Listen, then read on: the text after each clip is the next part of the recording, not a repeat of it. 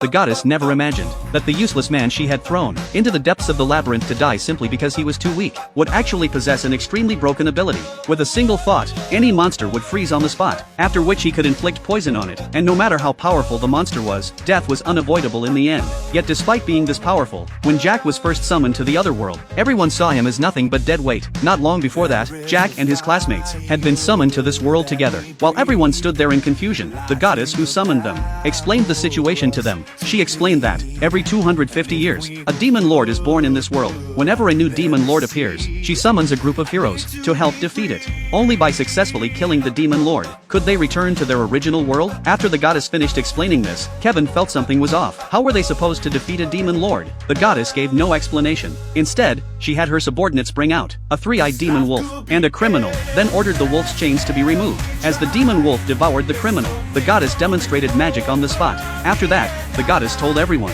that after arriving in this world, they would awaken abilities similar to magic, though the strength of those abilities would vary from person to person. Because of that, she needed to measure their stats. The method was simple. They only needed to observe how brightly the crystal ball glowed. The stronger the power, the brighter the light. For an S-rank hero, the crystal ball might even shatter from the sheer power. Seeing the flashes of intense light one after another, the goddess was very satisfied with the overall quality of this group of heroes. Among those tested, there were not only many A-rank heroes, but even 3 S-rank heroes. Just as the goddess thought, this demon lord subjugation would be easy, it became Jack's turn. When she learned that Jack was the weakest E-rank so far, the goddess immediately lost interest. This left Jack deeply confused, because up until that moment, he was the only one whose exact rank the goddess hadn't announced out loud. Soon, it was time for the final test subject. Although this person was only A rank, the crystal ball's reaction was extremely similar to that of the one once known as the strongest dark hero, and that person was Mike, the classmate, who had always had the least presence. After that, the goddess taught everyone how to open their status panels. Unlike basic stats, the attributes shown on the panel were bonuses added on top of a person's original abilities. These bonus attributes would continue to grow as their level increased. As the goddess passed by Jack, she glanced at his panel and showed a look of disdain, but Jack didn't notice any of that, because his attention was completely drawn to the innate skills listed on the panel. All of them were status effect skills: paralysis infliction, poison infliction, and sleep infliction.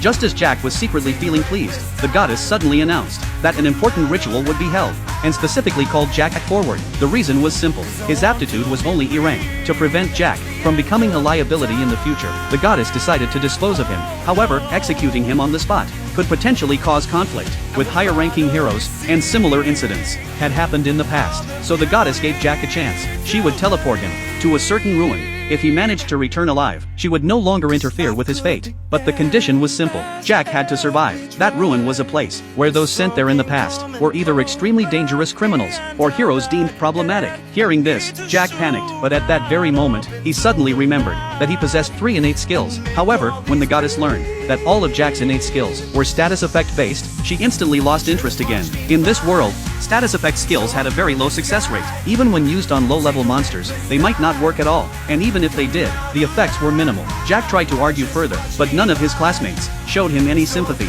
Instead, they mocked him relentlessly. Just then, Mike walked over. Jack thought Mike had come to comfort him, but the next moment, Mike began blaming him, saying that as the weakest in the class, Jack had no right to choose, and told him not to waste everyone's time. Jack fell into complete despair. At that moment, the goddess activated the teleportation circle. Before Jack was sent away, she tossed him a worn leather pouch. Every summoned hero received a special item, but since Jack was only level 1, his item was nothing more than a pouch that could glow. Regarding Jack's fate, the class president believed this was the wrong decision and tried to step in to stop it, but the goddess found this troublesome. If an S-rank hero got involved, things would become very complicated, so she struck first. Before the class president could react, she knocked him unconscious. Seeing what the goddess had done, Jack could no longer hold back. He immediately activated his innate status effect skill, but when the skill landed on the goddess, it vanished instantly. This was because the goddess possessed the innate skill Goddess Dispel, which automatically and completely nullified all status effect spells. Looking at Jack's unwilling expression, the goddess sneered and mocked him,